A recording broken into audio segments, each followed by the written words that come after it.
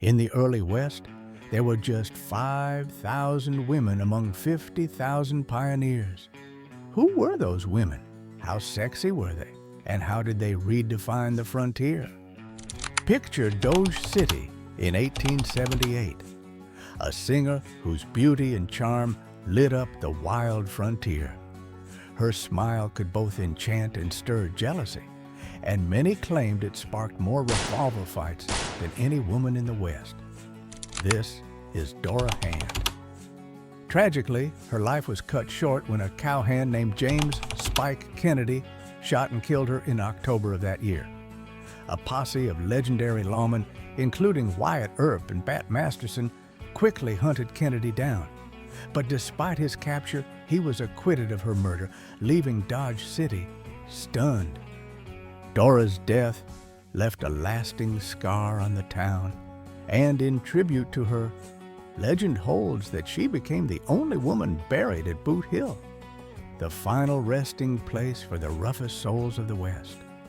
Her voice may have fallen silent, but her memory lived on, a haunting reminder of beauty and loss in a land where life was often as fleeting as a gunshot.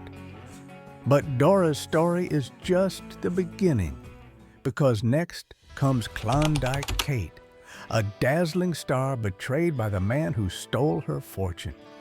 Klondike Kate, the flame of the Yukon, dazzled miners and crowds alike in the late 1800s and early 1900s with her fiery performances. Dressed in radiant red chiffon, she sang and danced her way across stages from the Yukon to the West Coast, earning an incredible $8,000 a week. Behind her rise to fame stood her lover, a waiter who acted as her booking agent, arranging performances at top venues like the Savoy and Orpheum. But while she captivated audiences, her lover betrayed her. He used her hard-earned fortune to buy theaters in Seattle, ultimately launching the famous Pantages Theaters, while cutting all ties with Kate.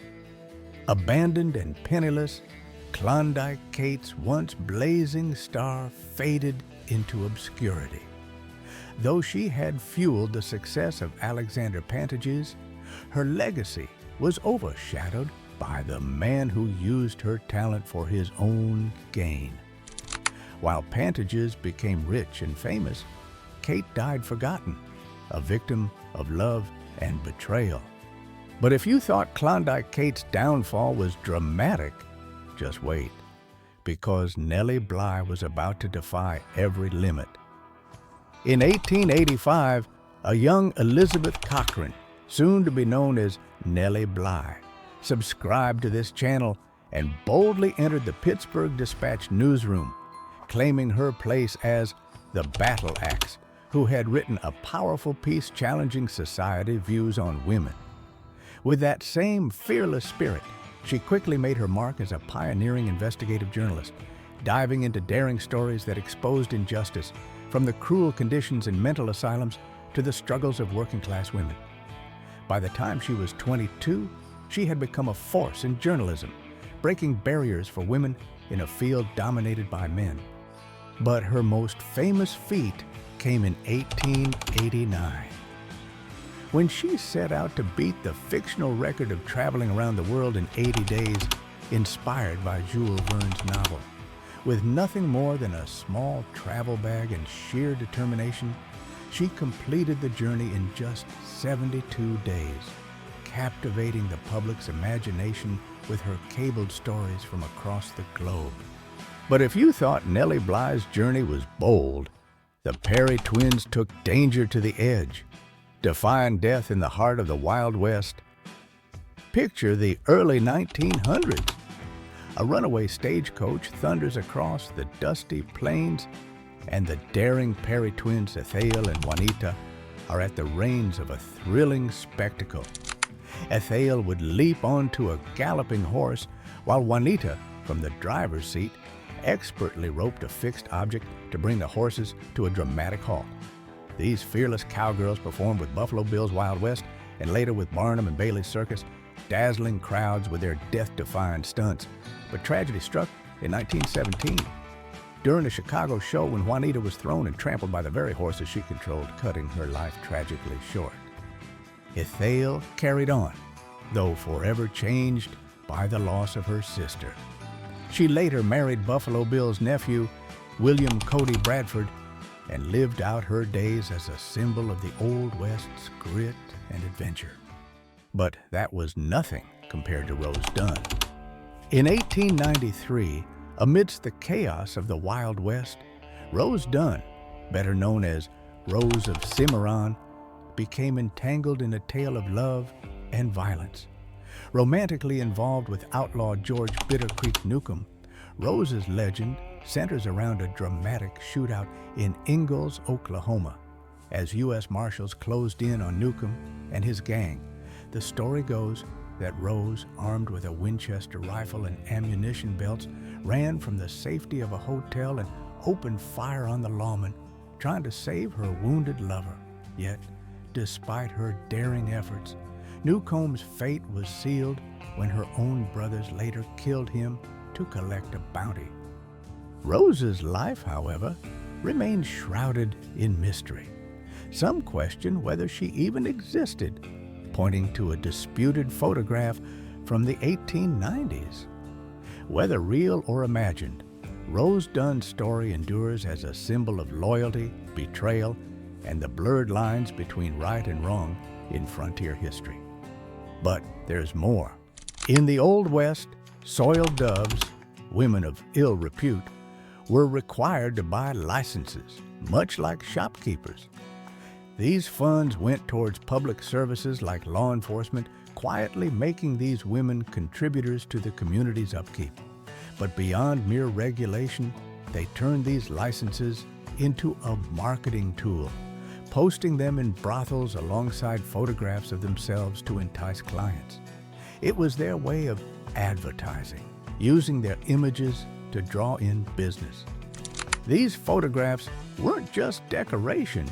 They asked to subscribe to this channel, but mostly they were a bold statement in a world where survival demanded resourcefulness. By showcasing their assets through carefully placed images in parlor rooms, these women crafted a clever strategy to keep their trade alive.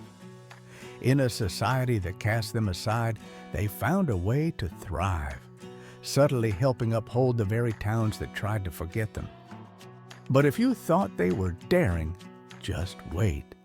Victoria Woodhull took boldness to a whole new level, shocking 19th century America like never before. Picture 19th century New York, where amidst the clatter of horse-drawn carriages and the stirrings of change, Victoria Woodhull emerges as a force of rebellion. In 1872, she became the first woman to run for president, nominated by the Equal Rights Party. But Victoria wasn't just a politician. She was a Wall Street broker, defying norms with bold financial deals and fiery advocacy for women's rights.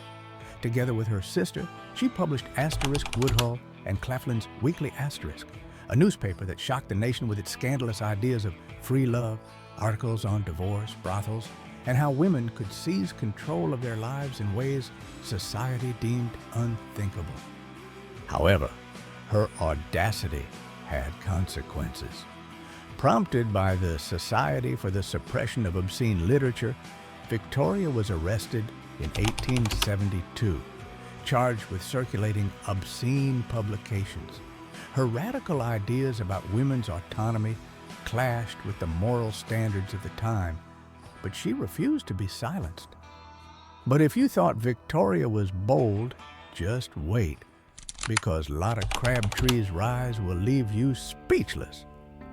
Lotta Crabtree began her journey as a lively 8-year-old, dancing for gold miners in the rough mining camps of California in the 1850s. Under the tutelage of the notorious dancer Lola Montes, Lotta's talent blossomed, captivating miners who tossed gold nuggets at her feet in appreciation. Soon, her fame spread beyond the dusty camps to the bustling city of San Francisco, where she added a banjo routine to her act, further charming audiences. From there, Lotta's star soared across the nation, lighting up the grand stages of New York City's Broadway and Philadelphia. Her performances in productions like Heartsease made her a sensation, and by the time of her death in 1924, she had amassed a staggering fortune of $4 million. From the dazzling stages of the Yukon to the treacherous shootouts of the Wild West, these women's stories defied limits and defined a fierce legacy of beauty, betrayal, and raw courage. If you want to keep exploring these incredible lives and more, don't forget to like and subscribe for your next adventure into history's most thrilling tales.